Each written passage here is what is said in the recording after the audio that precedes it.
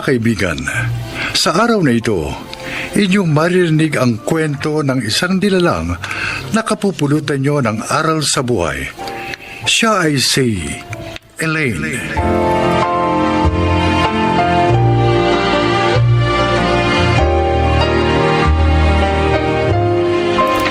Isa akong sales lady na palipat-lipat ng pinapasukan sa tuwing matatapos ang kontratang pinirmahan. Nitong huli, sa tindahan ng bag at sapatos na ako napasok. Pakinggan po ninyo ang aking paglalahad.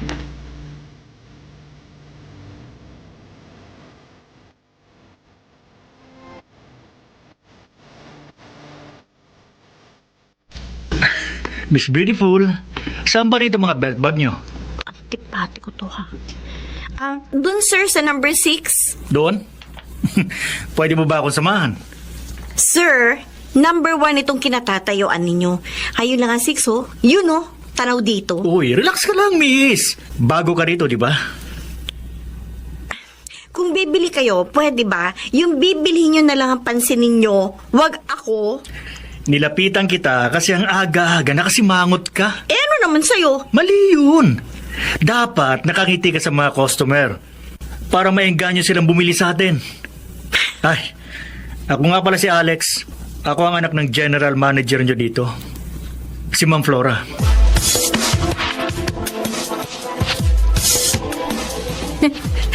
Napagtripan ka pala ni Sir Alex, ha? Kaya nga, napahiya ako eh. Eh, hindi ko naman alam na anak pala siya ng GM natin. Dahil nga bago ka lang dito. At last month, hindi siya nagpunta rito. Naging busy raw sa studies niya. Eh bakit nga ba nakasimangot ka kanina? Masama kasing pakiramdam ko eh. Napuyat ako sa pag-igib ng tubig kagabi. Tapos naglinis pa ako ng bahay. Eh, alam mo naman, walang ibang gagawa naman nun kundi ako rin. Tapos wala pa ako sariling tubig. Oy, dapat hindi ka na lang pumasok. Eh, sayang naman yung kikitain ko. Kaya yan, pinilit ko pa rin magtrabaho. Naku, Ana, tingin mo ba nagalit si Sir Alex sa akin? Mabait naman yun. Palabiro nga lang. Eh, ayaw lang niya talaga yung sales lady na nakasimangot at suplada sa customers. Eh, pag nakita mo siya uli, umingi ka na lang na sorry. Baka alisin ako sa trabaho ko. O hindi naman sila ganun. Sasabihan ka lang, kaya huwag ka na mag-alala.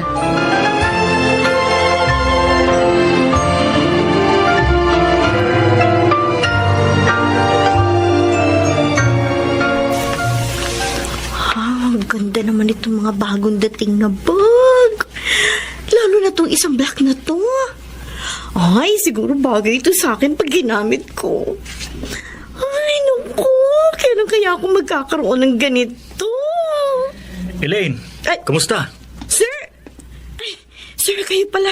Nagulat naman ako sa inyo. Nakita ko nakangiti ka. Nagsasalita ka mag-isa habang nakatingin dito sa bag. Pinangiti ka ba ng magandang bag na yan? Eh, sa totoo lang po, sir, ang ganda naman kasi talaga eh. Mabuti naman at masaya ka na ngayon. Pasensya na po kayo ng isang araw. Masama kasi ang pakiramdam ko eh. Napuyat kasi ako sa pag-iigib ng tubig. Mahina kasi ang supply ng tubig dun sa amin eh. Kaya masakit yung ulo ko nung nakita niyo ako. Okay lang. Naiintindihan ko. Reminder lang naman yun sa akin. Dahil concern ako sa business na to. Sorry po talaga, sir, ah. Promise po, hindi na mauulit yun.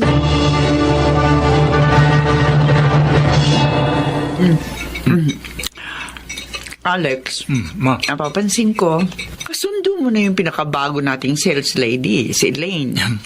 Yes, ma. Hindi naman pala siya suplada. Mabait siya at palatawa rin. At masipag pa si Elaine, madlang bayan. Siya nga ang pinakamadalas mag-overtime sa mga tauhan natin eh. Oh. Samid ka na dyan, Delphine. Etong tubig, oh. Ano kamang pangalan ng isang sales lady sa shoe store ni Don Gaspar? Elaine, madlang bayan po, pa. Bakit po? May sales lady pala kayong ganyan ang pangalan at apelyido. 2 months pa lang siya sa shoe store ni Don Gaspar. Eh bakit ba, Delphine? May naalala lang ako, Flora. Siguro, kliyente na naman po yun. O kaya, may kaugnayan sa kliyente ninyo. Tama ka. Tama ka, iho. Ay, Delphin, manungang kalimutan mo muna yung mga kliyente mo pag kumakain tayo. Para naman ma-enjoy mo ang dinner natin.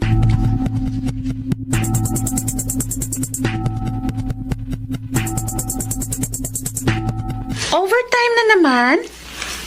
Sayang din naman kasi, Ana. Pandagdag din yun sa pambayad ko sa kwartong inuupahan ko. Ay, huwag ka na mag-overtime. Bukas na lang. Ano? Bakit? May pupuntahan tayo mamaya. Saan ba? Ikaw naman maglalakwatsa ka na naman eh. Uy, hindi lakwat yung pupuntahan natin. Ano? Basta. Birthday ko ngayon, Elaine. Ah, At may konting handaan sa bahay. At imbitado ko kayong mga empleyado.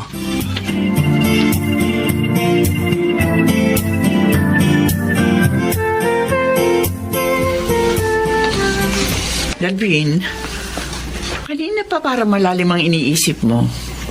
Tungkol ba yan kay Elaine? Ngayon ko lang nalaman, Flora, na mahusay ka palang manghulang. Napansin ko kasi kanina na mahaba ang naging pag-uusap niyo. Inalam ko lang ang ilang mahalagang impormasyon tungkol sa kanya. At ano naman ang nalaman mo? Ampun lamang siya ng nakilala niyang mga magulang at patay na ang mga yon. So, ulilang lubos na pala siya. Yes, Flora. Just wondering, bakit ka interesado sa kanya? Dahil siya ang matagal ko nang hinahanap.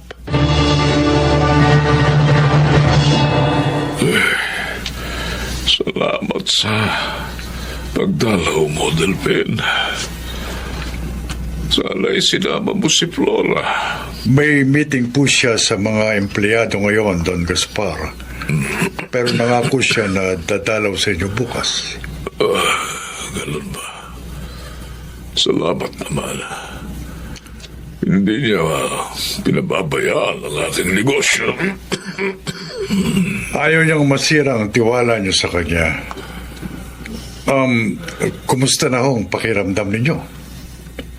Eto. Patuloy sa panghihina ang aking katawan. At labis akong nalulungkot dahil kahit nadarama ko na malapit na akong mamatay, hindi ko pa rin makita ang matagal ko lang inaalam. Sana ba lang makita ko siya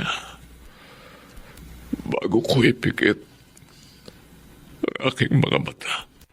Lutas na po ang kalungkutan niyo, Don Gaspar. Natagpuan ko na ang matagal niyo nang hinahanap. Totoo ba, Delphine? Opo. Nakuha ko na ho ang lahat ng ebidensya. Kaya nakatitiyak kong siya yun. Pero yung dalawang dati yung katulong, patay na raw. Kung gano'n ay nag-iisa na lang siya. Ganun na nga po. Delphine, gusto ko siyang makita. Dalhin mo siya rito. Sa lalong madaling panahon. Gusto kong makahingi ng tawad sa kanya.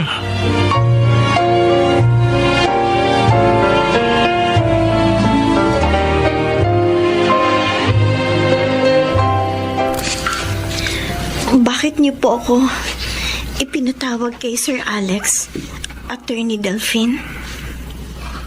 May mahalaga tayong pag-uusapan, Elaine. Ano po yun? Tungkol sa isang mahalagang tao sa iyong buhay. Ang totoo, matagal ka na niyang ibig makita. Ako? Sino po? Ang tunay ko po bang ina? Hindi. Patay na rin ang tunay mong ina. Katulad ng tunay mong ama. Kung ganun, talagang ulila na po ako. Sino pong tao ang ang binabanggit ninyo.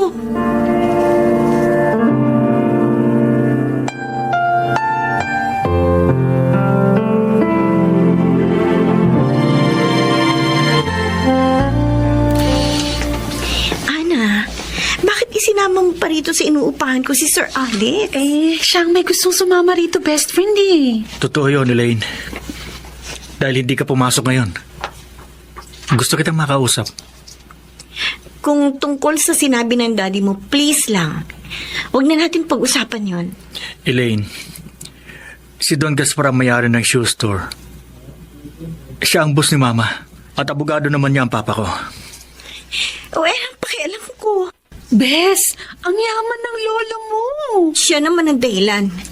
Kaya nagkahiwa-hiwalay kami ng mga magulang ko. Sama niya. Sana kalimutan mo na nakaraan.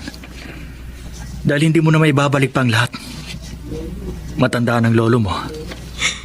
At ibig niya na magbago. Hayaan mo sanang gugulin niya ang natitira niya ng panahon sa pagpapadama ng pagmamahal niya sa'yo. Sir Alex, napakahirap na naging buhay ko. Wala nang pumanaw sina Tatay Olan at Nanay Sisa. Tapos ngayon natagpuan ko ng tunay kong pamilya. Nalaman ko namang wala na rin palang tunay kong mga magulang. At ang natitira na lang ay ang taong may malaking kasalanan sa amin. Nauunawaan ka naman namin. Pero mas makabubuti kung haharapin mo na lang ang kasalukuyan para maging maligaya ka sa kinabukasan. Puntahan mo na siya, Elaine. Ngayon, kung talagang hindi mo pa kayang magpatawad, magpakita ka man lang sana sa kanya. At hayaan mong makahingi siya ng tawad sa'yo.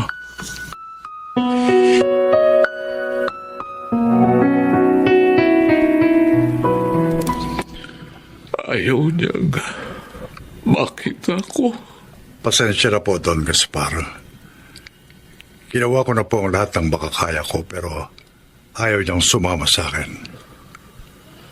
Hindi ko siya masisisi.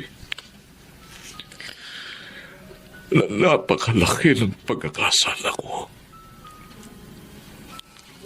Ako ang dahilan.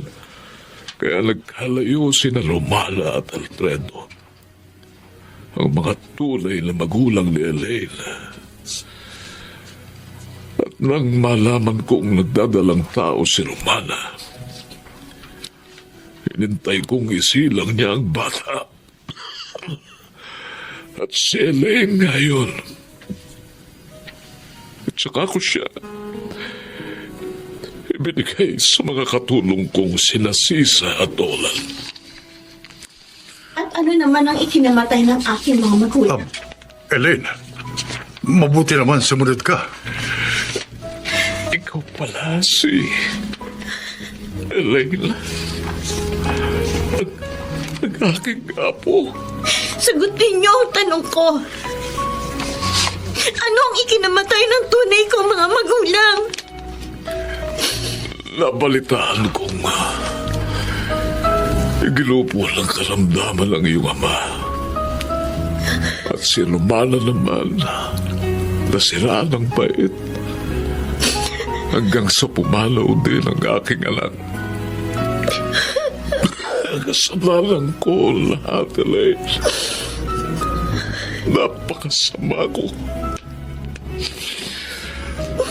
Nagawa ko yun dahil hindi ko matanggap na mahirap lamang ang mga katuluyan ng aking anak. Diyos ko. Diyos ko. Tawarin mo sana ako, Apo.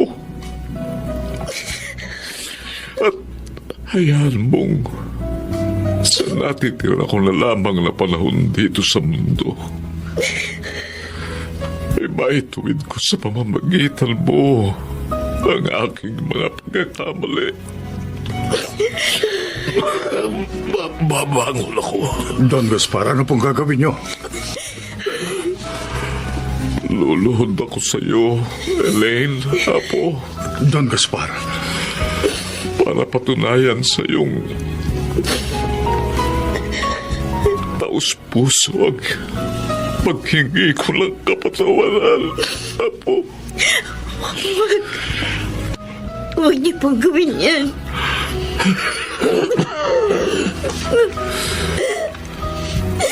Pinatatawad ko na kayo, Lolo.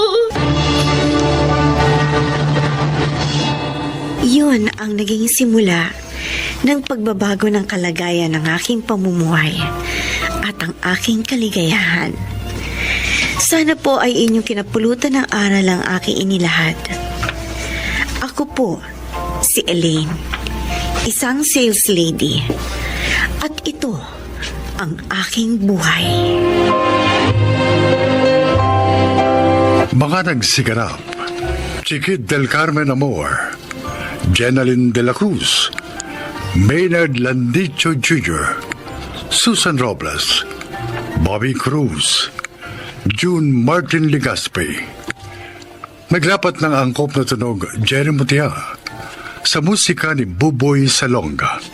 Supervisyong teknikal ni Eric Lucero at Bong Muyar. Creative consultant Phil Cruz. Katulong sa produksyon Anching Cruz. Ito'y mula sa panulat ni Telma Corporal Alcantara. Sa direksyon Salvador M. Riales. Ito ang aking buhay.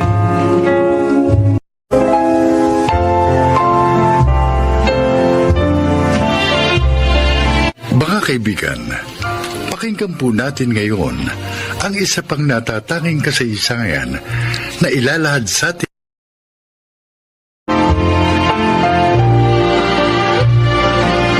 Ano bang problema mo?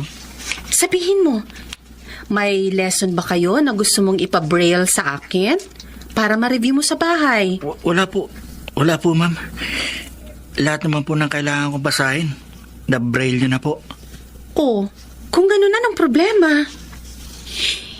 Alam mo, hindi tama yung nagka-cutting classes ka. Paano ka matututo pag ganyan?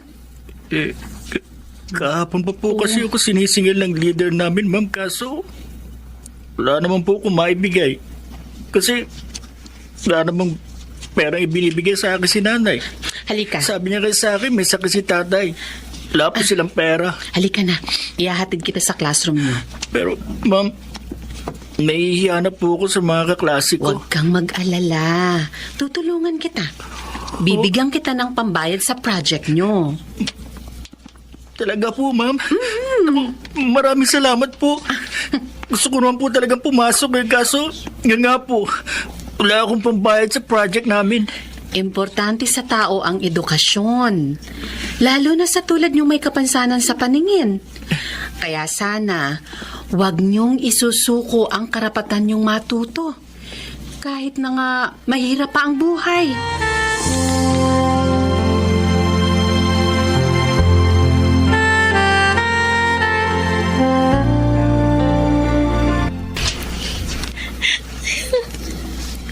Good morning, Marita. Ma'am Erlinda, dumating na pala kayo. Oo. Ang aga mong dumating Aalis po si Mama eh. Kaya inagahanap po niya yung paghatid sa akin. Iniwan na lang po ako dito sa SPED Center. Tama yan. Kesa naman sa umabsent ka dahil walang maghahatid sa'yo. Ay, mas mabuti pa. Dito mo na lang hintayin ang oras ng klase mo. Ihahatid na lang kita sa classroom nyo. Ay, hindi na po, Ma'am. Ha? Nakausap ko po kanina yung classmate ko. Susunduin niya po ako dito pagdating niya. Okay. Oh, bakit ka nga pala umiiyak kaninang dumating ako? Ano bang problema? Wala po. Nalulungkot lang po ako. Naisip ko, siguro kung hindi kami na aksidente ni Papa, hindi ako mabubulag. Siguro college na po ako. Posible. Pero tapos na yun eh. Tanggapin mo na lang ng maluwag sa loob ang bago mong kalagayan. Total, sabi naman ng mama mo, makakakita ka pa rin kapag may nag-donate ng cornea sa'yo, di ba? Opo, pero 2 years na ako naghihintay. Wala pa rin. Naisip ko tuloy, mangyayari pa kaya yun? Huwag kang mawalan ng pag-asa. Hindi natutulog ang Diyos. Ibibigay din niya ang hinihiling mo. Basta, huwag ka lang magsasawang tumawag sa Kanya. Ma'am Erlinda, ang hirap palang mabulag. Bawat araw, nararamdaman ko po yun. Parang hindi po ako masasanay. Lakasan mo ang loob mo. Sikapin mong masanay. Para makapagpatuloy ka sa buhay. Malay mo naman, pagsubok lang sa'yo ni God. Alam mo, ang gawin mo, ituloy mo pa rin ang pag-aaral mo. Maging ang magaganda mong ginagawa. At hindi mo mapapansin ang paglipas ng mga araw. Maniwala ka sa akin. Maswerte ka nga eh. Kahit nabulag ka, nariyan ang parents mo. Sumusuporta sa'yo. At may kaya kayo sa buhay. Hindi lahat ganyan ang kalagayan. Kaya wag mong sayangin ang magagandang bagay na ibinigay sa'yo ng Diyos.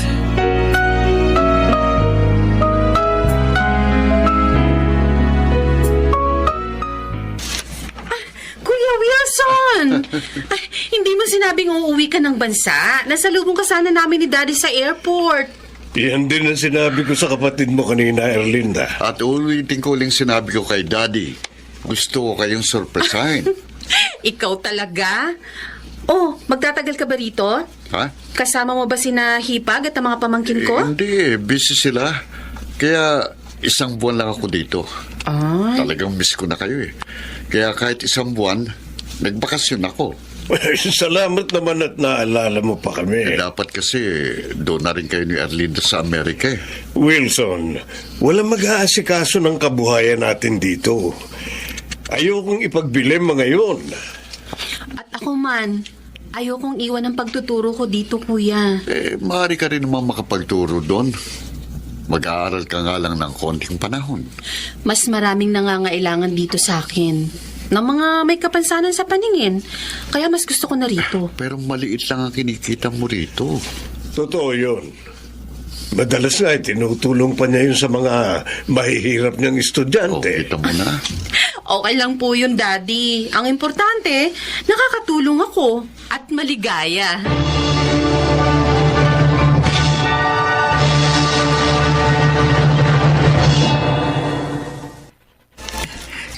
Sa akin po ang plastic bag na ito, Ma'am Erlinda. Oo, Lino. May mga tsokolate yan, mga dilata, kape. Thank you po. Meron din kami ni Marita niyan, Lino. Oo, lahat tayo binigyan ni Ma'am. Ma'am, bakit niyo po kami binigyan ito? Saan po galing ito? Dumating galing ibang bansa ang kuya ko. At marami siyang uwi ng mga kape, dilata, tsokolate. Kaya naisip kong dalhan kayo. Hindi naman namin mauubos sa mga yon. Ang bait niyo po talaga, ma'am. Salamat Nga po. Salamat po, ma'am. Ang swerte po namin dahil kayo po ang naging sped teacher namin. Sa totoo lang, kayo talaga, pinatataba niyo ang puso ko.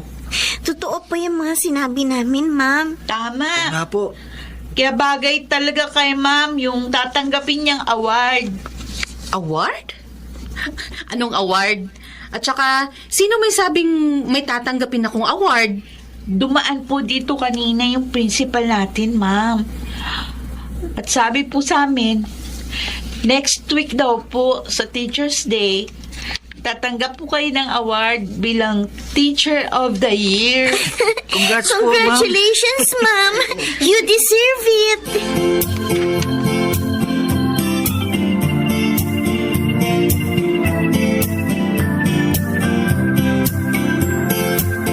Daddy, bakit niyo po pinapunta ang attorney niyo dito?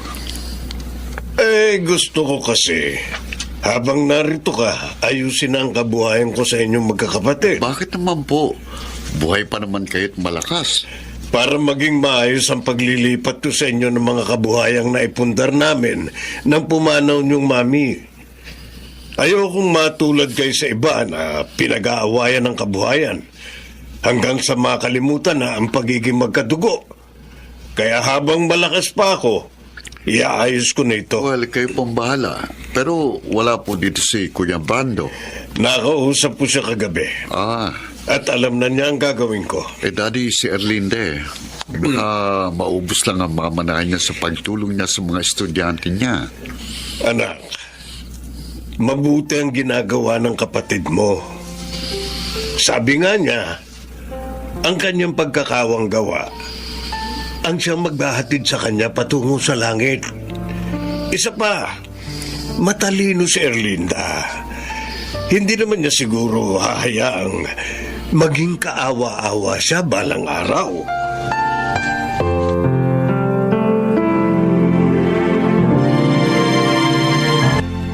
May bago na akong slate and stylus, Nino, Marita. Oh, Talaga?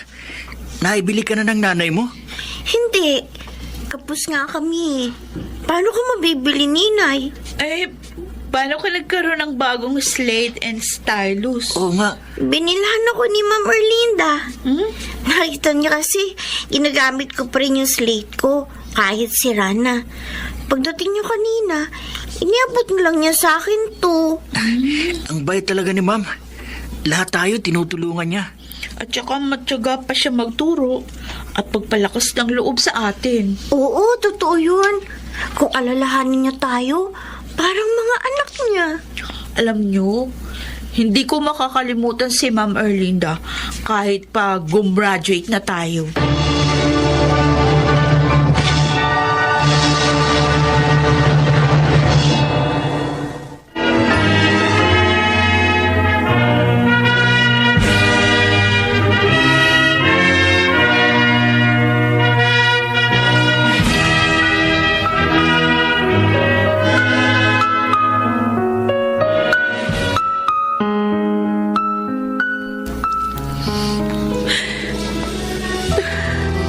Bukas na ang libing ni Daddy, Kuya Wilson.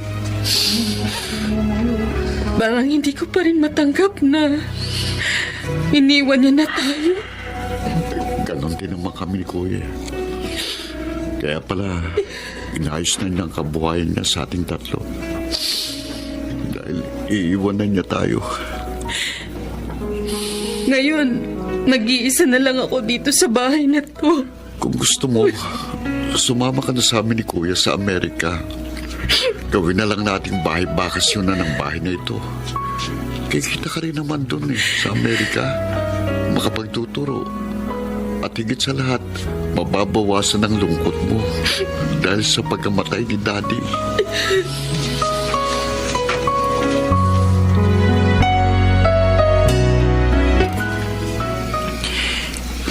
Condolence po, ma'am. Kiramay po kami, Ma'am. Susie? Lino? Paano niyo nalaman ang nangyari sa daddy ko? Sa group chat po namin magkakaklase, Ma'am. Oo nga po. May isa po kasi doon. Nanggaling sa school para dalawin po kayo. At nalaman nga po namin ang nangyari. Pupunta rin po sila dito mamaya, Ma'am. Oh, salamat sa inyo. Kahit wala na kayo sa school, naaalala niyo pa rin ako. Malaking bagay sa akin itong ginawa ninyo. Nabawasan ang bigat ng loob ko. Hindi po namin kayo makakalimutan, Ma'am. Dahil naging napakabuti niyo po sa amin. Hindi man po kami nakakakita. Nagabayan niyo rin po kami sa tamang landas.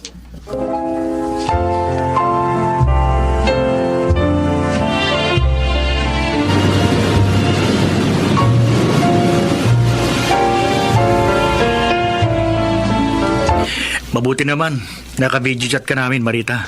Oo nga. Hindi ka busy ngayon. Kaya lang ang daya mo. Kasi kami nakikita mo na. Dahil naoperahan ka na. Samantalang kami, hindi ka pa rin namin nakikita. Di bale. Naririnig niyo naman yung maganda kong boses. Oo nga. Oh guys, ano ba ang topic natin ngayon? Next week na kasi ang birthday ni Ma'am Erlinda. Oo nga eh, alam ko. Hindi ko nakakalimutan yon. And this time, ayoko na magpadala ng birthday card sa kanya. Gusto ko dalawin na lang siya. Iyan din ang naiisip namin ni Lino. At ng iba pang mga naging estudyante ni Ma'am nakasama sa group chat natin. May binabala kaming gawin.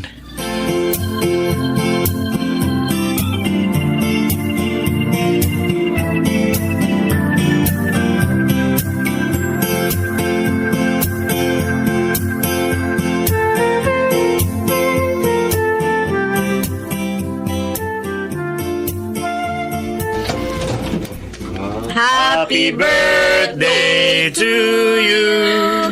Happy birthday to you.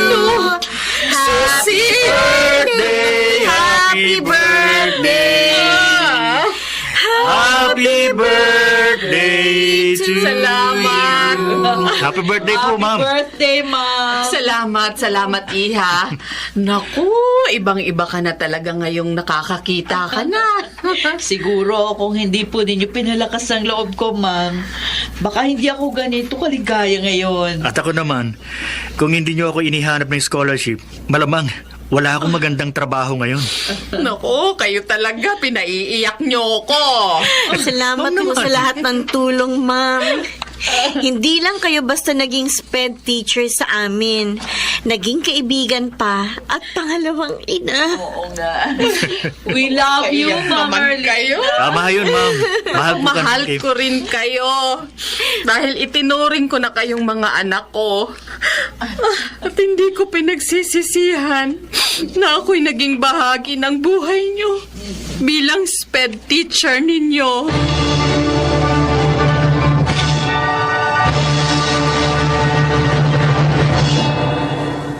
Nagtuturo pa rin ako at madalas dinadalaw pa rin ako ng mga dati kong estudyante. Kahit ngayong matanda na ako, hindi ko pinagsisisihan na minsan sa buhay ko naging gabay ako ng mga kabataang hindi nakakakita. Ako si Erlinda, isang special education teacher, at ito ang aking buhay.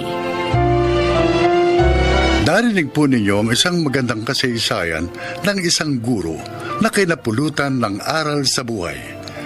Mga nagsiganap: Junel Benamin, Rosana Villegas, Chiquit del Carmen Amor, Maynard Landicho Jr. at Jenaline de la Cruz sa papel na Erlinda.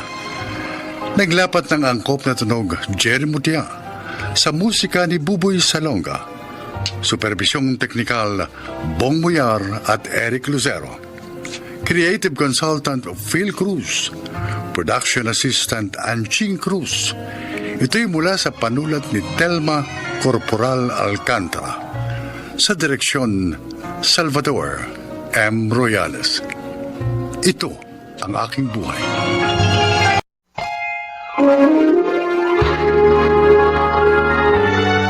Kauna-unahan sa Pilipinas.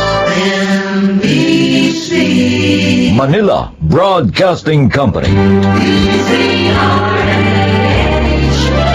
DZRH, member kapisanan ng mga broadcaster ng Pilipinas.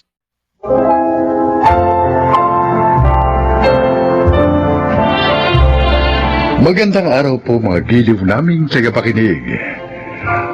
Maririnig ninyo ang kwento ng isang inang muntik mawalan ng kanyang anghel. Siya ay si Belinda. May anak na ako nang matapos ko ang college. Bata pa kasi kami ni Oliver na mag-asawa. Tinulungan lamang kami ng parents namin kaya kami nakatapos sa pag-aaral.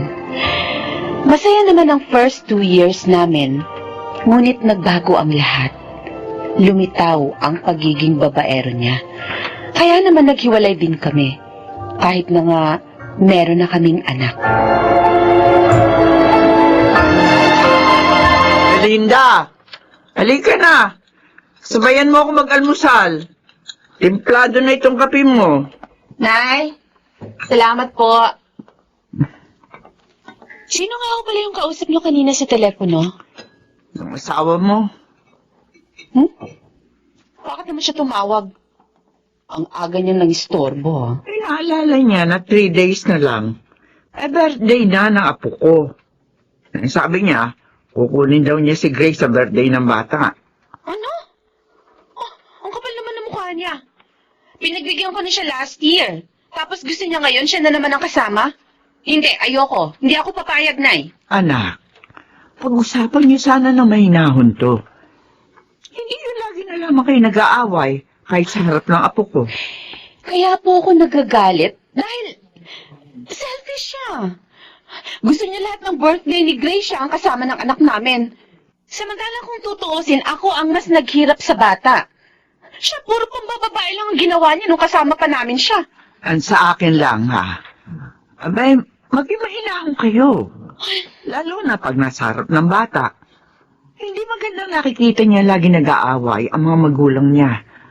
Kahit na nga sabihin pa na magkahiwalay na.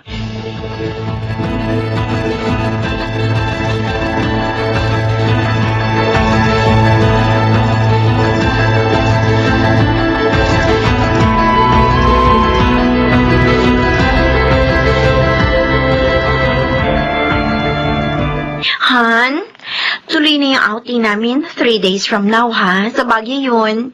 At syempre, sasamahan mo ko. Naku, Chelsea, hindi maaari. Bakit? Eh, wala ka naman pasok sa office mo na. Nakalimutan mo na ba? Birthday ng anak ko yun. Eh, di bigyan mo na lang ng pera. Ha? At sila na lang ng nanay niya mag-celebrate. Eh, hindi nga pwede. Nakatawag na ako sa kanila. Sabi ko na kay Nanay Mitrin na kukunin kong bata sa araw na yun. Kakainis ka naman eh. O, bakit? Minsan nga lang ako humiling eh, hindi mo pa ako mapagbigyan. Araw-araw naman tayong magkasama eh. Basta pupunta ako sa birthday ng anak ko. Kung ayaw mo sumama, dito muli ka sa outing nyo. Ay, hindi na. Hindi na ako sasama. Ha? Magmumukhang tanga lang ako doon. Dahil ako lang yung walang kapartner. I'm sorry, ha? Alam mo naman ang sitwasyon ko. Sa simula pa lang. Kunin mo na lang kasi yung anak mo. Ay. Nang wala ka nang pinupuntahan pa sa asawa mo. Chelsea. Eh, pwede na maalagaan ng katulong si Grace.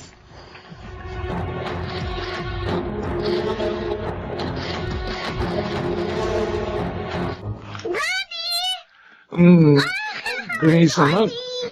Happy birthday, ha? Thank you, Daddy. Mamasyal tayo buong maghapon. Ibibili rin kita ng maraming damit at laruan. Daddy? Who is she? Siya ang tita Chelsea mo, anak. Ang girlfriend ko. Hello, Grace. Hello po. Daddy, parang hindi naman po siya yung kasama natin last birthday ko. Kasi, Iha, naging girlfriend ako ng daddy mo, tapos na yung birthday mo. Anak, okay lang yun, ha? Ang mahalagang kasama na natin siya ngayon. Oh, sige, halika. Bibihisan na kita, ha? Where is your dress, Iha? Here po. Yan. Dapat kasi, doon ka na lang sa amin ng daddy mo. Mas malaki ang bahay namin. May malaking garden. Hindi tulad dito sa bahay nyo. At saka kahit everyday, maipapasyal kita. Hindi tulad ng mami mo, bihira kang ipasyal, di ba? Eh kasi po, sabi niya, busy po siya sa work. Ang sabihin mo, hindi ka niya love. Kasi, kung love ka niya, gagawa siya ng paraan para maipasyal ka. Tulad namin ang daddy mo. Hoy, babae! Ang kapal na mukha mo. Ngayon ka lang nakatapak sa bahay ko. Sinisiraan mo na ako sa anak ko. Belinda, please, huwag kayong mag-away. Yung babae mo pagsabihan mo. Tao kayong pinatuloy dito ng nanay ko. Tapos sisiraan niyo ako sa anak ko? Sinasabi ko lang naman ang totoo, pabaya ka. Ang kapal na mukha mo. Walang yan ka? Sinungkol mo ko? Wala kang karapatang pagsabihan ako ng ganyan. Belinda. Hindi ko pinababayaan ng anak ko. Mahal na mahal ko siya. Chelsea, Belinda, tama na, ha? Please, tama na. Asawa mo, Oliver! Hindi mo ba ako ipagtatanggol? Mommy, please stop it! Oh, I'm sorry, baby. I'm sorry. Hindi ko gusto maging sad ang birthday mo. Kaya lang, kinagalit nila Wala ko, anak. Mabuti pa ikaw na magbihis sa bata, Belinda. Hihintayin na lang namin siya ni Chelsea sa labas.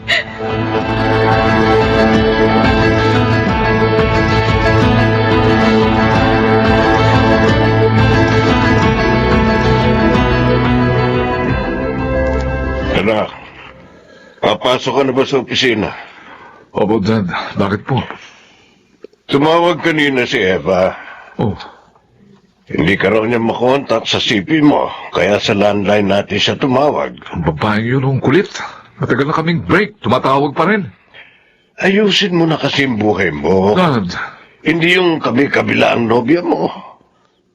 Ano nga pala? Dalhin mo rito mamaya ang apo ko. Gusto ko siya makasalo sa dinner. Namimiss ko na siya. pero Dad, hindi ho araw lang bisita ko sa kanya. Kahit na. Ikaw ang ama ng bata. Kaya may karapatan ka rin sa kanya. Kung tutuusin nga, mas may karapatan ka. Dahil mas kaya mo bigyan ng magandang kinabukasan si Grace kaysa sa pobre niyang ina. Ikaw lang eh. Ayaw mong idaan sa korte ang lahat. Dad, nag-aalala po ako. Baka hindi ako ang piliin ng anak ko dahil masyado siyang close sa kanyang mami. 9 years old na si Grace. Matalino po siya at maaari ng pumili. Isa pa, ayokong matrauma ang anak ko. Kaya magtitiis ka na lang sa tira-tirang panahon na binibigay sa'yo ng kanyang ina. Aba naman, Oliver. Mali yun. Dapat kumilos ka.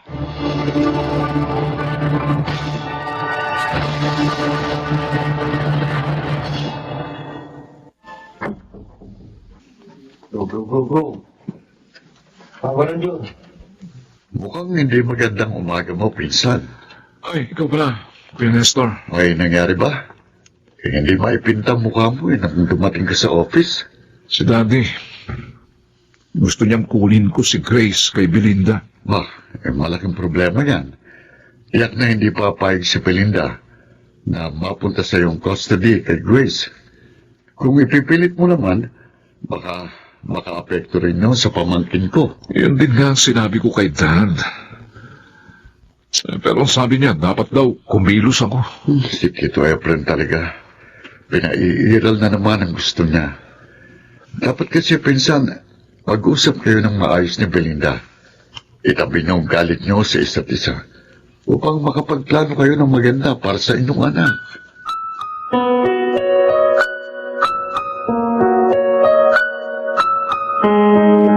Gusto nga makasama ni Daddy si Grace. At naipangako ko na dadalhin ko sa kanya ang bata ngayon. Ang hirap sa'yo.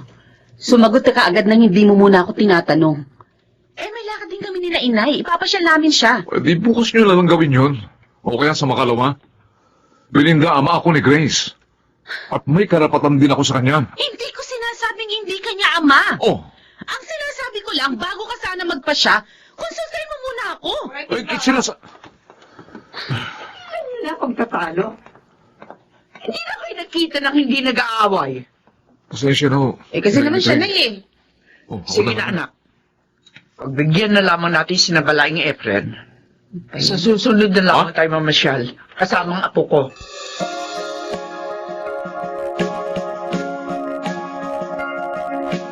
Oh, apo. Why are you sad? Maganda naman dito sa Tagaytay ah. Grandpa, you said Mommy will follow us. Bakit umaga na? Wala pa rin si Mommy. Anak, busy pa sa work ang mami mo eh, ha? Wait na lang muna, ha? Ang hirap kasi sa mami mo eh. Mas importante pa sa kanya yung trabaho niya kaysa sa'yo. Kaya nga naiisip ko na hindi niya talaga mahal itong apo ko. No, that's not true, Grandpa. Mahal ako ni Mommy. Anak, Baka lang hindi niya alam na dito tayo sa Tagaytay nagpunta. Kaya hindi siya makasunod. alam niya, anak. Alam niya. Ibalik niya na ako kay Mommy. Ayoko na po dito. Grace, look, I'm your father, ha? And this time, ako lang masusunod. Pag sinabi kong dito ka lang, dito lang. You're a liar, Daddy. Grace? Gusto niyo lang kaya ako iluluhin, Apo. Mommy. Apo, Tumahan ka na. Oh, wala ka namang magandang kinabukasan sa mami mo. Samantalang sa amin ng daddy mo, meron. Maaari ka namin dalhin sa ibang bansa para mag-aral doon. Oh. I don't like. Oh. I hate you, Daddy! Grandpa! Niloko niyo lang ako!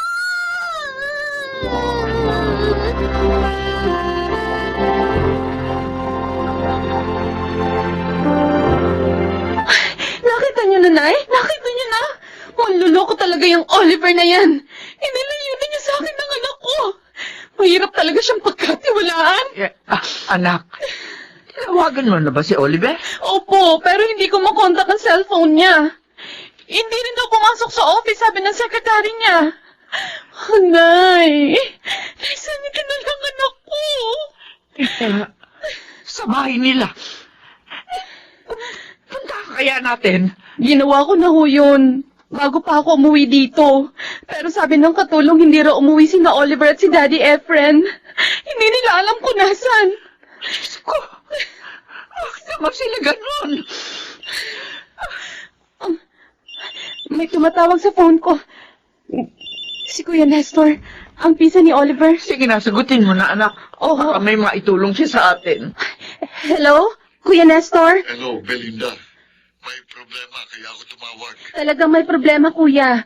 Dahil hindi binalik ni Oliver sa akin si Grace. Yun na ang problema.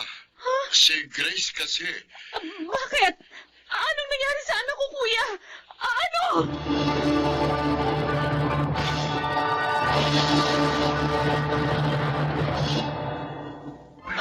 Saan siya, Belinda? Makalabas sa bahay lang hindi namin alam. Walang iya ka, Oliver! Walang iya ka! Walang iya ka! Walang iya ka! Tumigil na kayo! Talagang hindi ka dapat magkatiwalaan! Tumigil na kayo! Nay! Dito ba naman sa ospital mag-aaway pa ni kayo? Lala sa panganib ngayon ng anak ko dahil sa lalaking to! Ginusto kong mangyari yun. Patawarin niyo ako, balaing mitri. Belinda, ako nagtulak kay Oliver para ilayo sa inyo ang bata. Wala, Ef. Bakit mo naman ginawa yun? Dapat sa ating mga magulang, mamagitan lamang sa mga sigalot ang ating mga anak. At kung talagang hindi na maaari magkasundo, turuan sila mag-usap ng maayos. At maging magkaibigan, alang-alang sa kanilang anak.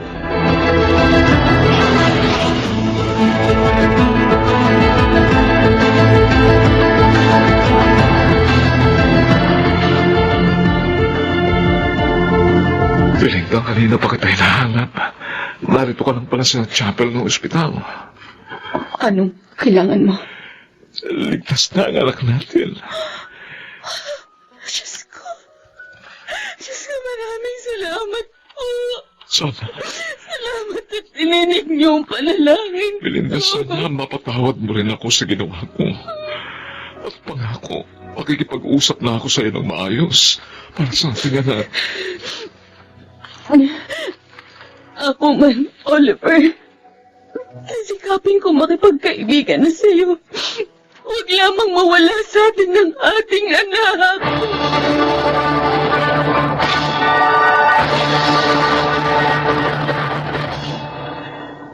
Kapwa namin tinupad ni Oliver ang aming pangako. Kaya naman ngayon, mas maayos na ang lahat. Sana po'y kinapulutan ng aral ng mga magulang na nagkahiwalay ang aking kasaysayan. Ako po si Belinda at ito ang aking buhay. Walang gusot na hindi naaayos. Basta't ito'y pinag-uusapan at pinagkakasunduan ng mga taong nasasangkot tungo sa isang masaya at mapayapang buhay. Mga nagsiganap, Jun Ligaspi, Chiquit del Carmen Amor, Lionel Benamin, Susan Robles, Phil Cruz, at Jenaline de la Cruz sa papel na Belinda. Naglapat ng angkop na tunog Jerry Mutiang, sa musika Buboy Salonga, Supervisyong Teknikal, Eric Lucero at Bong Bigar. Creative Consultant, Phil Cruz. Production Assistant, Anching Cruz. Ito'y mula sa panulat kay Telma Corporal Alcantara. Sa direksyon, June Martin Legaspi at Maynard Landicho Jr. Ito ang aking buhay.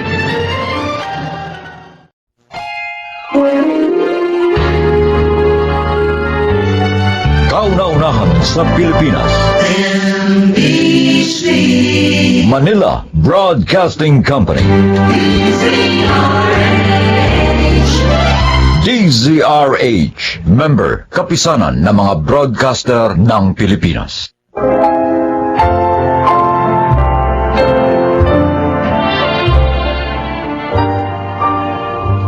Magandang araw po mga giliw naming tagapakinig. Narito ang kasaysayan ng isang dakilak yaya. Siya ay si Gemma.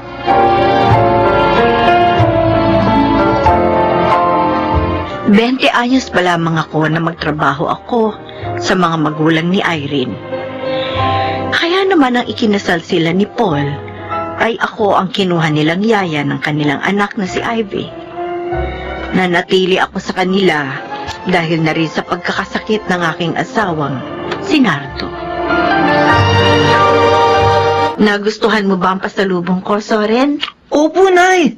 Mukhang masarap po ang mga chocolate na to eh. At ang dami pa po. Si Ivy ang nagsabi sa Mami Irene niya na dalhin namin ang lahat ng yan. Oh, dapat po pala akong magpasalamat sa kanya. Oo, anak. Ay, sige na, puntahan mo na siya sa sala. Makipaglaro ka sa kanya para sumaya naman siya. Opo. Diyan na po kayo, Inay. Ay.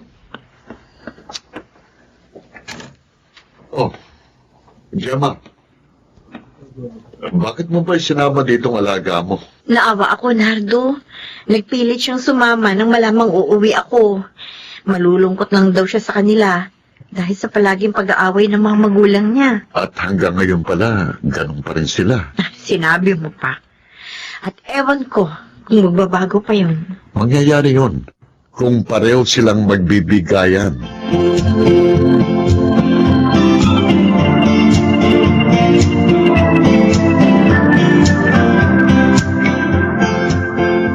Hindi ka na makapagsisinungaling, Paul! Oh! Kitang-kita ko kayo ng babae mo pumasok sa motel! Eh, nakita mo na pala eh. Di wala nang kailangan pang aminin. Walang niya ka talaga! Sandali! Aray! Wala ka! Pinagto mo sa akin ang base! Wisit ka talaga, Aileen! Kulang pa yan sa mga pagtataksil na ginawa mo sa akin! Alam mo ba kung bakit ako ng bababae? Ha? Ano? Dahil sama na ako sa kadadaldal mo! Ah, ganon? O, di maghiwalay na lang tayo! Ayoko na ni makisama sa'yo!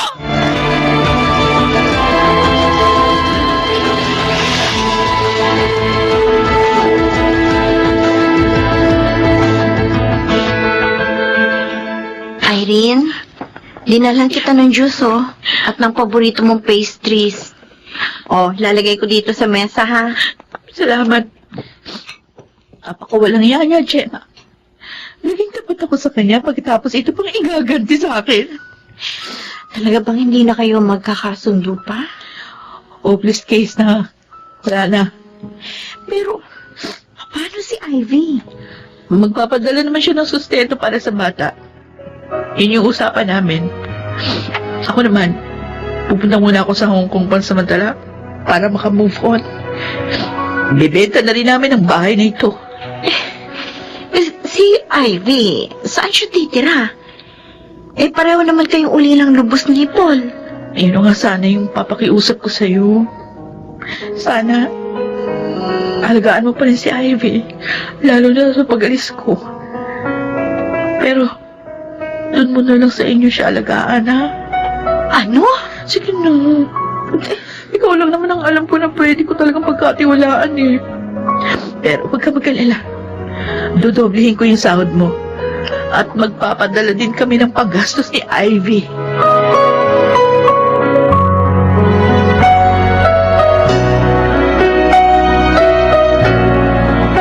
Yaya Gemma. Tahan na, Ivy. Magtunay mga mata mo. Bakit ganun sila Mami at Daddy? Bakit sila maghiwalay. Hindi na kasi sila magkasundo. Kesa naman sa lalo pang lumala ang pag-aaway nila, pinasya nilang maghiwalay na lang ng maayos. Sabi ni Mommy, meron daw babae si Daddy. Totoo ba yun, Yaya? Yan nga ang sabi niya. Bakit niya ginawa yun? Di ba bad yun? Ivy, marami talagang nagaganap sa buhay may asawa na sa ngayon mahirap pang ipaliwanag sa'yo dahil napakabata mo pa. Pero maniwala ka, hindi dahil naghiwalay sila, hindi ka nila mahal. Ivy, love na love ka nila. Ay, Gemma. Kaya sana, huwag ka magtatanim ng galit sa iyong mga magulang.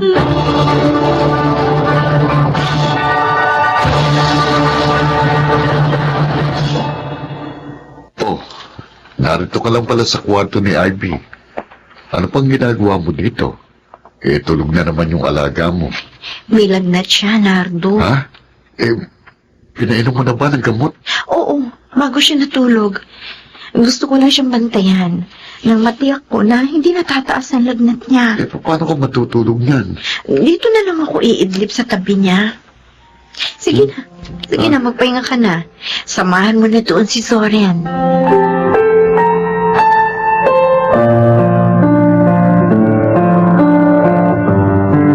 Aba, marunong ka na maghiwa ng mga gulay. Ivy, Tinuruan po ako ni Soren at Nanay Gemma, Tatay Nardo. aba, mabuti yan. Matuto ka ng mga gawaing bahay. Makakatulong ito sa'yo balang araw at malilibang ka pa. Saan po ba nagpunta sina Nanay Gemma at Soren? Sa palengke. Teka, wala ka na bang gagawing assignment? Wala na po. Kaya nga po, tumutulong na ako dito sa kusina.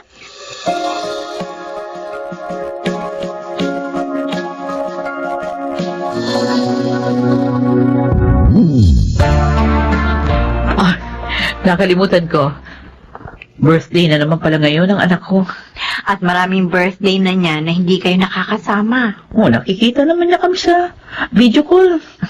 Nakikita kami dalawa ni Paul. Iba pa rin yung personal niya kayong makita. Mahawakan, mayakap, mahalikan. Doon niya mararamdaman ang inyong pagmamahal. Tinawagan mo ba si Paul? Oo. Pero wala daw siya sa Pilipinas. Kaya magpapadala na lang daw siya ng pera at regalo para sa anak niyo. Ay, naku, lalaki yun talaga, oo. Hindi na binigyan ng panahon ang anak namin. Pero sa pangalawang pamilya niya, sagana siya sa panahon. Ikaw, Irene, darating ka ba bukas? Ano kasi, Gemma may sakit ang anak namin ni Alex. Dadali namin siya sa doktor bukas. Pareho lang pala kayo ni Paul. Walang panahon para kay Ivy.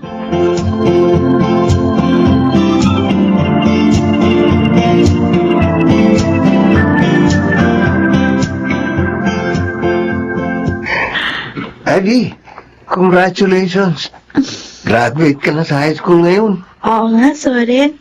May award ka pa. Dahil yun kay Nanay Gemma. Kung hindi niya ako minahal at inilagaan ng maayos, siguro hindi ako lalaking ganito. Baka naman umiyak ka pa. Alalahanin mo, darating ngayon ang parents mo, ha? Kaya dapat magsaya ka. Nagulat nga ako dahil darating sila. Kasi hindi na ako umaasang pupuntahan nila ako sa mga special occasion sa buhay ko. Ivy.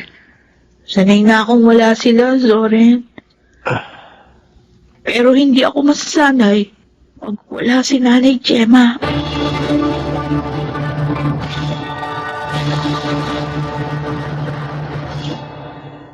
Mas mabuti kung mag-dorm ka na lang sa Manila, anak. Wala namang problema. Ikukuha kita kahit pa apartment. Huwag na po, Daddy. Ayoko po doon. Bakit? Dito na lang po ako mag-aaral sa probinsya. Ha? Meron namang magandang university din dito Pero Ivy, mas maganda ang turo sa Maynila. Kung talaga po mag-aaral ng mabuti ang isang estudyante, matututo siya. Kahit pa nasa ang school siya mag-aral. Okay, sige. Sa akin lang kasi, mas madadalaw kita kapag naroon ka, anak. Mas gusto ko po nakasama si Nanay Gemma. At saka, nakikita ko naman po. Tayo, nakikita tayo sa video call. Pwede mo rin naman akong bisitahin anytime. Kung gusto niyo.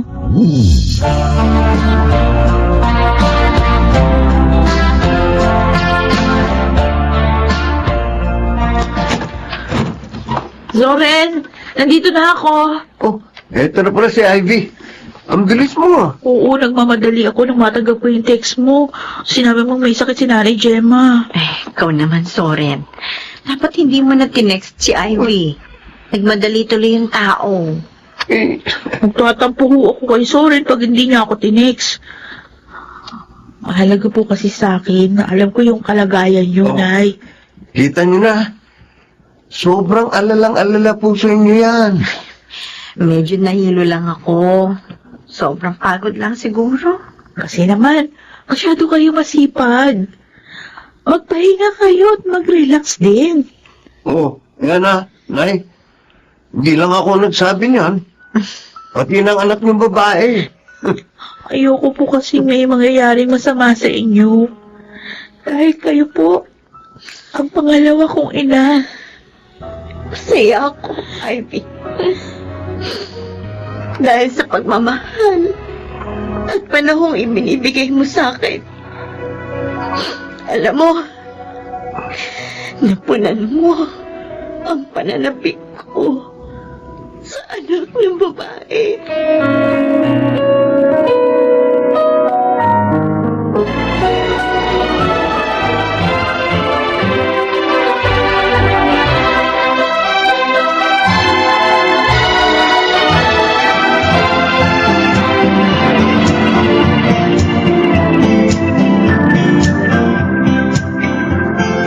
Ivy, Zoren, binabati ko kayo. Thank you. Salamat po, Itay. Salamat po.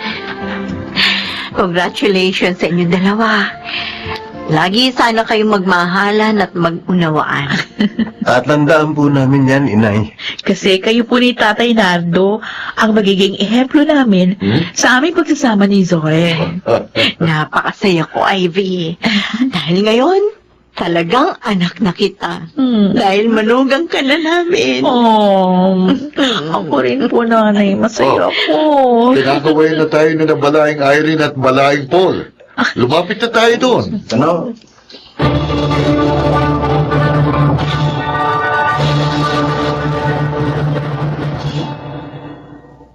Isang taon na ang aking apo kina Ivy at Zoren. Ang batang aking inalagaan noon, manugang ko na ngayon. Ako po si Gemma at ito ang aking buhay. Tunay na maraming sorpresa ang buhay. Matuto lang tayong maghintay. Mga nagsiganap, Phil Cruz, Junel Benamin, Rosana Villegas, June Legaspi, Chiquit del Carmen Amor sa papel na Gemma. Naglapat ng angkop na tunog Jerry Mutia, sa musika Buboy Salonga. Supervisyong teknikal Eric Lucero at Bong Muyar. Creative Consultant Phil Cruz. Production Assistant Anching Cruz. Ito'y mula sa panulat ni Telma Corporal Alcantara. Sa direksyon, June Martin Legaspi. Ito ang aking buhay.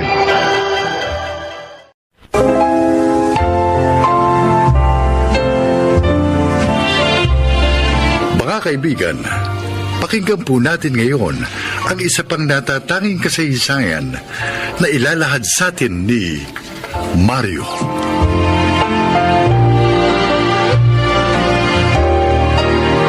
Lumakay ko sa hirap. Kaya naman naipangako ko sa aking sarili na gagawin kong lahat para hindi tumandang mahirap. Nagtagumpay naman ako sa buhay sa pamamagitan ng puneraryang naging negosyo ko. Pakinggan po ninyo ang aking paglalahad.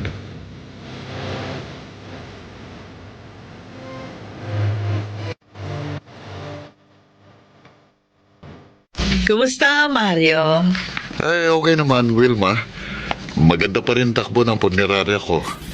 Salamat nga pala sa pagbibigay mo ng discount sa mga bulaklak na tinda mo. Natuwa mga kliyente namin. Okay lang yun, basta ikaw. Alam mo naman, malakas ka sa akin. Ako nga lang ang hindi malakas sa'yo. Malakas ka naman Kaya nga lahat ng kliyente namin, sa'yo namin itinuturong bumili ng bulaklak para sa kanilang namayapang kamag-anak. Kung talagang malakas ako sa'yo, samahan mo naman ako. Ha? Saan? Gusto kong mamasyal para ma-relax. Malungkot naman kung gagawin ko yung mag-isa. Kaya gusto ko samahan mo ko. Yun ay kung totoo ngang malakas ako sa iyo.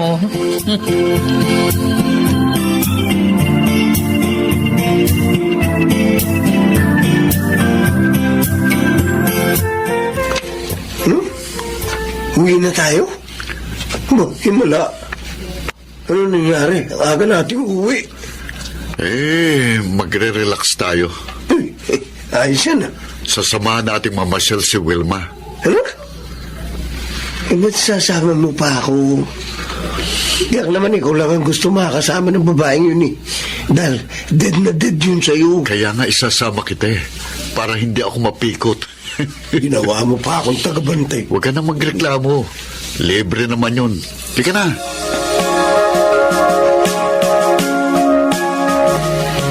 Nakakainis ka naman, Densyo. Bakit? Sumama ka pa sa amin ni Mario. Hindi tuloy ako magkaroon ng chance na masolo siya. Siya may gustong sumama ako sa inyo Para daw masaya. Para ma-relax din ako. Siyempre, boss ko yun Kaya sinunod ko. Si Mario talaga. Palagi na lang humahanap ng paraan para iwasan ako.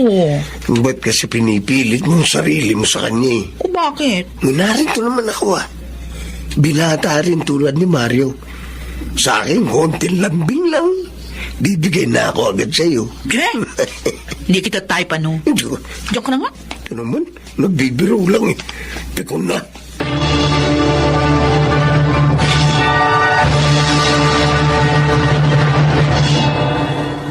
Mario, nagbadala ng masarap na merienda si Wilma. Si Wilma talaga, Walang kasawa-sawa sa panliligaw sa akin. Alam naman niyang wala siyang mapapala. Sabihin mo sa mga tauhan natin, sila na lang ang kumain ng merienda na yun, ha? Naku, matutuwa ang mga yun. Pero, ba't nga ba ayaw mo sa kanya? Maganda naman Densyo, hindi ko siya mahal. Pero dapat mag-asawa ka na, di ba? Dahil 40 ka na Kaya kaya mo naman bumuhay ng pamilya dahil 3 punerarya mo. May 4 kang pamasadang jeep at sariling bahay.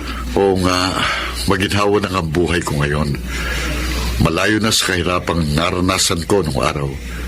Pero wala naman dito ang tunay na mahal ko. Ibig mo sabihin, may mahal ka iba? Sino? Nasaan?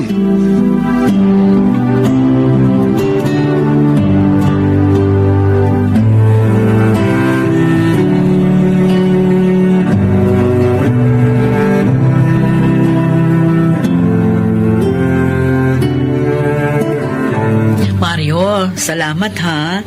Binigyan mo ng malaking discount yung friend ko sa kinuha nilang kabaong. Okay lang yun, Wilma.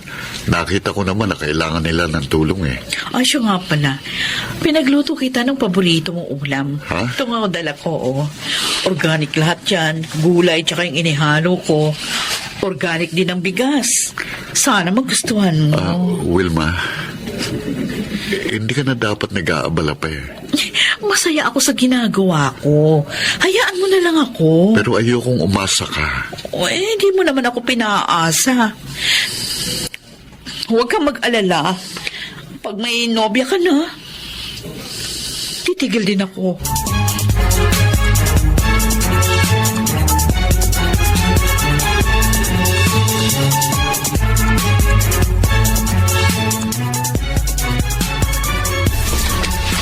Claro, Claro, gising na. May dala akong lugaw. Kumain ka. Tapos, paiinumin kita ng gamot. Klaro. Hoy. Klaro? Klaro? Bakit ayaw niya magising? Diyos ko, malamig siya. Klaro! Klaro, asawa ko! Gumising ka! Inay, bakit po ka sumisigaw at umiiyak? Ano po nangyayari kay Itay? Ang tatay niyo, mga anak! Ayaw na magising! Itay! Itay, gumising kayo! Wala na si Itay. Cindy. Iniwan niya na tayo.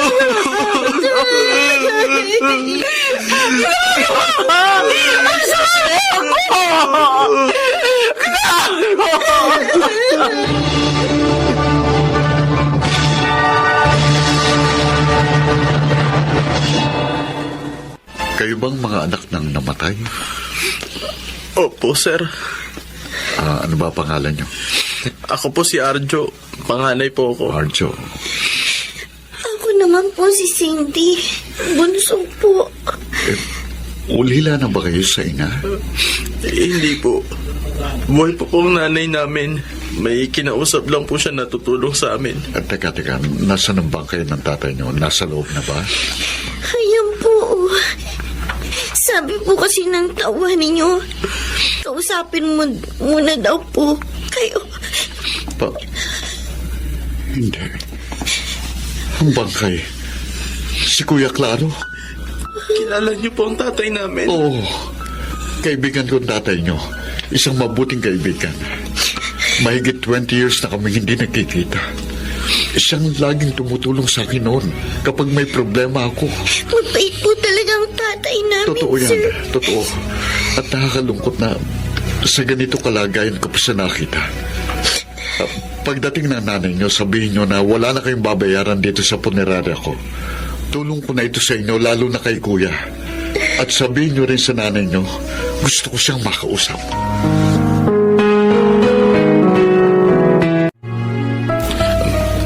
Sir Mario, narito na po ang nanay namin. Mario? Luisa? Ang buhay nga naman. Paano nangyari na naging mag-asawa kayo ni Kuya Claro? Dahil natalikuran mo noon ang obligasyon mo sa amin ng batang dinadala ko. Si Claro ang sumalo. Ha? Pinakasalan niya ako. Sinagip sa kahihiyan. Ano? At si Cindy, siya naging anak namin ni Claro. Patawarin mo ako, Luisa. Bata pa tayo noon. At alam mo naman na pareho lang tayong mahirap. At dahil sa takot kong hindi makaahon sa hirap, iniwan ko kayo. Pero hindi ko kayo nakalimutan. Patawad. Ibig niyong sabihin, Inay, hindi po ako anak ni Itay. Oo, anak. Si Mario, ang tunay mong ama. Inilihim namin ang lahat sa iyo dahil yun ang ibig ni Claro. Hindi.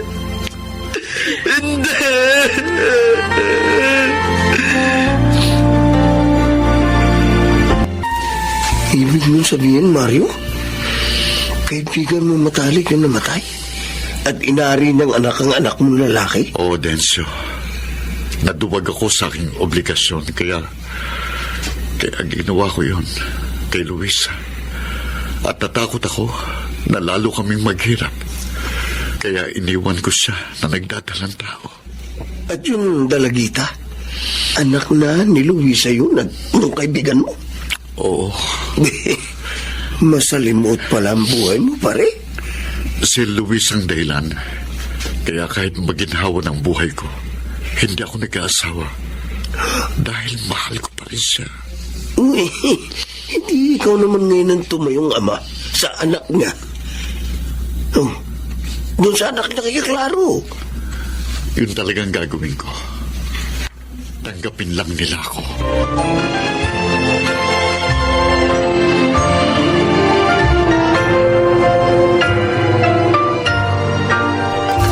Luisa, Nailibing na si Kuya Claro. Oo nga. Maraming salamat sa tulong mo. Dahil sa iyo, nagkaroon ng maayos na burol at libing ang asawa ko. Karapat-dapat lang yon sa isang mabuting taong katulad niya. Mamimiss ko si Itay.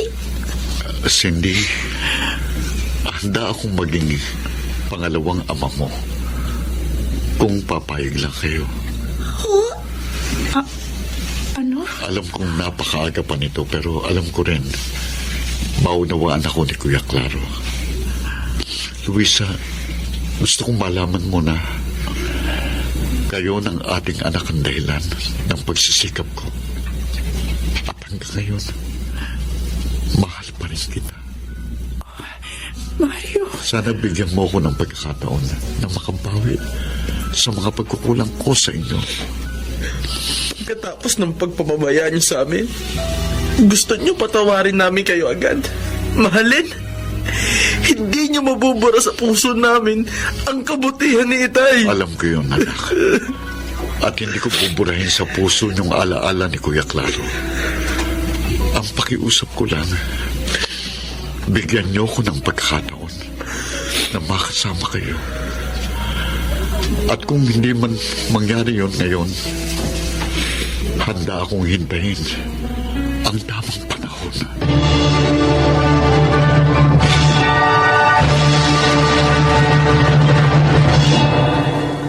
Hindi ako agad napatawad ni Arjo, ngunit tinanggap niya ang tulong ko sa kanila. Hindi ko naman sinayang ang pagkakataong ibinigay niya. At dahil sa tiyaga, ngayon ay isang buong pamilya na kami. Dahil nakamtan ko na rin ang pagpapatawad at pagmamahal ng aking mag-ina. Sana po'y kinapulutan niyo ng aral ang aking kasaysayan. Ako po si Mario at ito ang aking buhay. Mga nagsiganap: Chiquit del Carmen Amor, Susan Robles, Lionel Benamin, Rosana Villegas, Angelo Alcantara at Phil Cruz sa papel na Mario. Naglapat ng angkop na tunog Jerry Mutia, sa musika ni Boboy Salonga. Supervisyong teknikal Eric Lucero at Bong Moyar. Creative Consultant Phil Cruz. Production Assistant Anching Cruz. Ito'y mula sa panulat ni Telma Corporal Alcantara. Sa direksyon ni Salvador M. Royales. Ito ang aking buhay.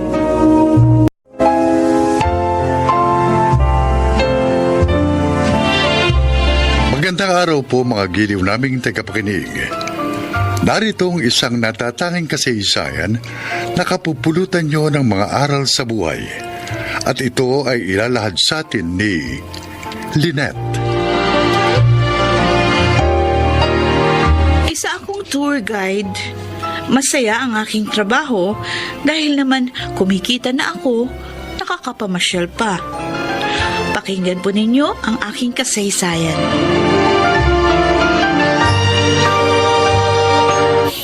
Opo, Tito. Natanggap ko na yung perang pinadala nyo. Mabuti naman. Pinadalan kita kasi nag-aalala ako eh. Baka mag-ECQ dyan at mahintong trabaho nyo. E di wala kang magagamit sa mga pangangailangan mo. Salamat po. Mula nung pumanaw si na Mami at Daddy, hindi kayo nagkulang na pagsubaybay at pag-aalala sa akin. Kapatid kong mami mo, Iha. At anak ng turing ko sa iyo. Isa pa, akong katiwala ng lupain nyo dito sa probinsya. Kaya dapat lang, Lynette, ibigay kong pangangailangan mo. Sige po, Tito. Salamat po uli. Ingat po kayo dyan, ha? Hoy! Bye! Hoy, bakit hindi mo sinabi sa tito mo na wala na tayong trabaho dahil nga sa pandemic? Eh kasi Rosette, bala kong surpasahin si Tito. You mean, uuwi ka sa probinsya nyo? Oo. Ayaw kong abutin ng ECQ dito. Hoy, sama mo naman ako. Oo ba? Mabuti pa nga kasama ka para mas masaya.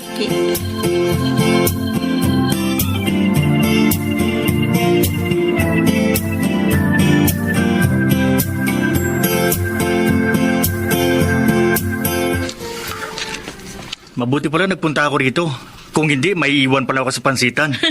Grabe ka naman, Bernie. May ganyan pala kayong balak eh. Di nyo man na ako tinext. May tampuristic na isang to, Lynette. O di kung gusto mo, sumama ka na rin. Talagang sasama ako sa inyo. Magtatampo ako ng gusto pag iniwan nyo ako. Oh, sabi ko na eh. Gustong sumama ni Bernie, kaya siya nagtatampo-tampuhan. Kaya lang, Lynette. Hindi naman kaya magalit ang tito mo. May kasama kang lalaki. Mabait si Tito Totoy. At saka hindi madumi isip noon, kaya ayos lang kahit sumama ka. Ang ganda naman ng pangalan ng tito mo. Tito mo siya, pero Totoy. Ikaw talaga, Bernie. Hoy, Lynette. Patawa ka. May binata bang anak ang tito mo? Naku, Rosette, malas mo. Dahil matandang binata si Tito Totoy.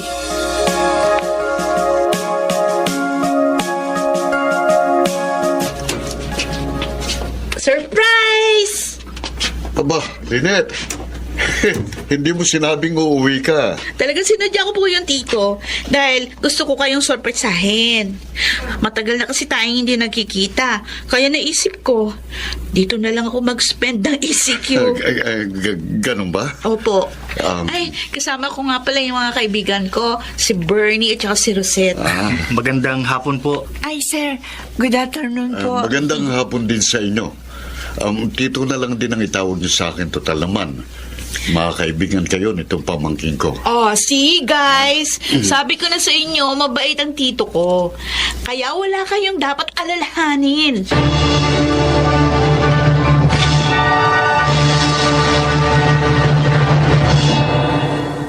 Alam mo, ang sarap talaga sa province. Fresh lang ang air, pati food. Fresh din. Kaya pala isang tambak ang kinain mo kanina. Uy, nagsalita ang hindi kumain isang tambak. Pareho lang naman tayo. Oy, Bernie. Baka mapikon sa'yo si Rosette. Sige kaya hindi ka nasasagutin yun. Wala naman ako yung tinatanong sa kanya. Eh? Saka hindi naman ako nanliligaw. Oo nga naman, Lynette. Kasi ikaw ang gusto niya. Ay, nako. Kami na nga kayo. O, gusto niyo bang mamitas tayo ng prutas? Maraming hinog na mangga. Hindi ako marunong makita ang puno. Huwag kayo mag-alala. Ako na lang ang mamimitas ng mangga para sa inyo. Yan si Bernie. Laging maaasahan. Matanong ko lang, Lynette. Bakit hindi na nag-asawa tito mo? Sabi ni Mami, pihikan daw si Tito. Alam nyo, sabi ng mama ko, mahirap daw yung pihikan. Kasi pag nagmahal daw yun, hindi tumatanggap ng pagkabigo. Ewan ko lang. Wala naman na ikwento si na Mami na minahal ni Tito.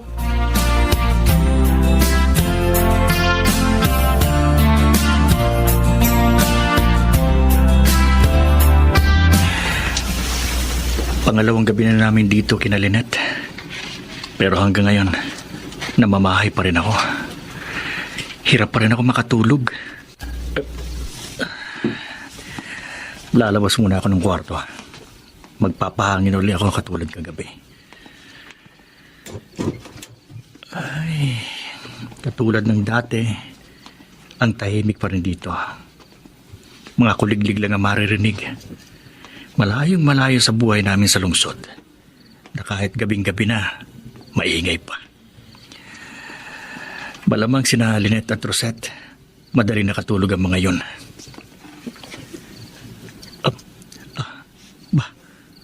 Ang tito ni Lynette, gising din pala siya.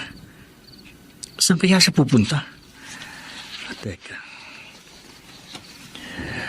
Aba, hinawi niya yung kurtina. At may pintuan sa likod ng kurtina. Pero hindi halata. Buti na lang, hindi niya isinara. Natatanaw ko pa. Pero, anong gagawin niya? Aba, may hagdanan din pala doon. Saan kaya pupunta yun? Bakit siya bumaba doon? Ang tito ni Lynette. Ano kayang meron doon? Lalapit ako. Maghahanap ako ng mapagkukublihan. Gusto ko talagang malaman kung anong meron doon. Kung bakit nagpunta doon ng Tito Totoy ng ganitong oras ng gabi.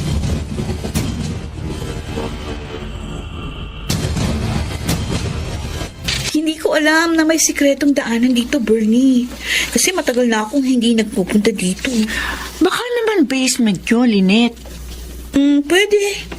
Bihira naman kasi kung magtanong ng tungkol sa bahay na ito nun kay Mami. Ang ipinagtataka ko lang, bakit siya nagpunta doon ng hating gabi? Pagkatapos mga 30 minutes bago siya bumalik. Ha? Alam mo, gusto kong puntahan yung lugar na yun eh. Kaya lang, ayoko namang gawin yun ako lang. Kaya sinabi ko sa inyo. Ko talaga, Bernie, oo. Napaka-adventurous mo. Bahay ni Lynette, maya ka naman, Joe. Ikaw naman oh, para ka namang hindi adventurous ah. Kaya nga naging tour guide ka, di ba? Dahil ganun ka din. O sige, puntahan natin yung lugar na yon ngayon. Kaya lang sabi mo, may susi yun. Eh, wala si Tito. Nagpunta sa bayan. Akong bahala. Alam nyo naman tong kaibigan nyo. Laging handa. Yakang-yakang buksan yun.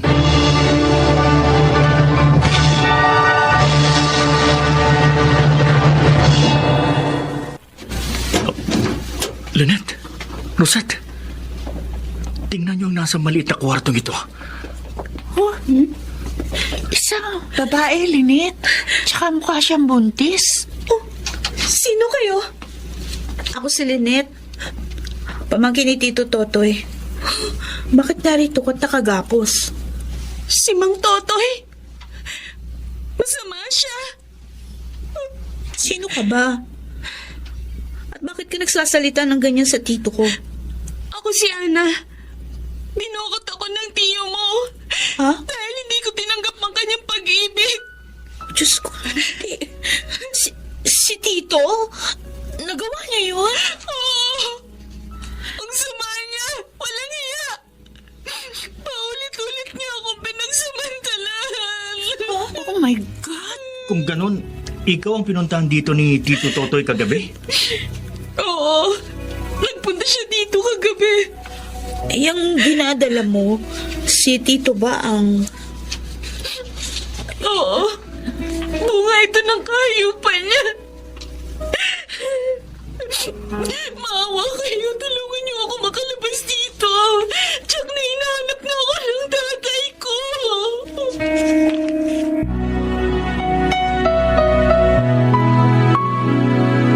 Tay! Ana, anak ko. Salamat sa Diyos at narito ka na. Matagal kitang hinahanap. Maging ang mga pulis pero hindi ka makita. Dinukot at tinago po ako ni Mang Totoy. Doon sa basement ng malaking bahay. Ano? Ang gulong niya. Kaya pala hindi na nagpupunta dito dahil tinago ka niya. Paulit-ulit niya akong ginahasa, Itay. Hanggang magbunga ang lahat. Hayop siya! Papatayin ko siya! Wag! Wag po! Maawa kayo sa tito ko. Si Lynette nga po pala, Itay. Pamangkin ni Mang Totoy. Nagbakasyon po dito sa probinsya kasama yung mga kaibigan niya. Tinulungan po nila ako makalaya nang matuklasan nila ang lahat. Mang Emong, hindi po kami masamang tao. Kailangang magdusa ang walang yang yun! Kailangan!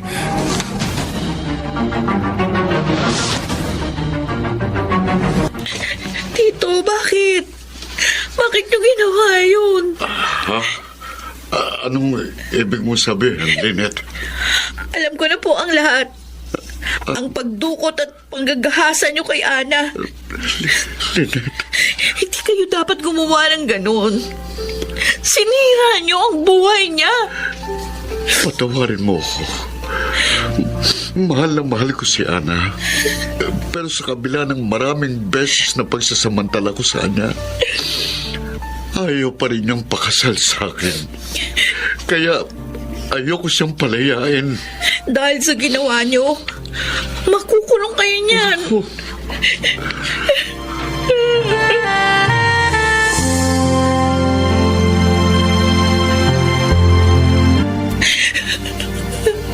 Tama na. Tama na, Lynette. Huwag ka na umiyak. Nakulong na ang tito mo. Hindi na natin mababago pa ang lahat. Nasasaktan pa rin ako sa nangyari sa tito ko. Pangalawang magulang na turing ko sa kanya. Yun pala. May masama siyang ginawa. Buti na lang pala. Nagbakasyon tayo rito. Nakapagligtas tayo ng isang buhay. At isang pagkakamali ang ating naituwid.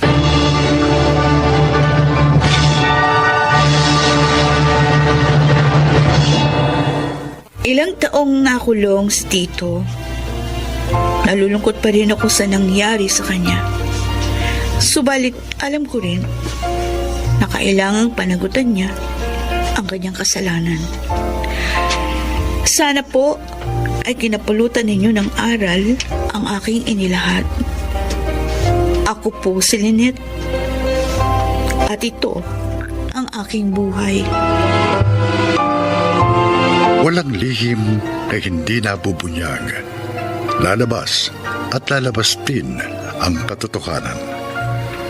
Mga nagsikanap, Susan Robles, Baynard Landicho Jr., Jenaline de la Cruz, Lionel Benjamin at Rosana Villegas sa papel na Lynette.